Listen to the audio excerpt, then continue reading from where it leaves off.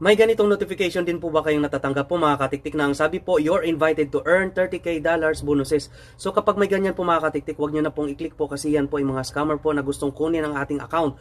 So halimbawa ako po ay i-click ko po para mas maintindihan po natin at malaman po natin kung ano yung nilalaman po dito. Ayan nga po ang sabi po. Success you're in the performance bonuses program. So ito na nga po ang sabi dyan. So kung mga titingnan po talaga natin mga katiktik, kalat natin is totoong-totoo na na-invite na po talaga tayo, no? So kapag dito naman po sa follow this link. So once na nag-ano po tayo dito, nag-apply po, i-click po natin ito. So halimbawa ito yung ano nila, strategy po nila. Ayan. I-click lang po natin yan. Okay, so ito na po yung lalabas po mga katiktik. Okay, no? Ayan po. So talagang sa tingin po natin talaga is talagang totoong-totoo po, no? So mabuti at hindi ko na po dito tinuloy po mga katiktik kasi naglalag na rin po yung ano ko, cellphone po at wala pong net.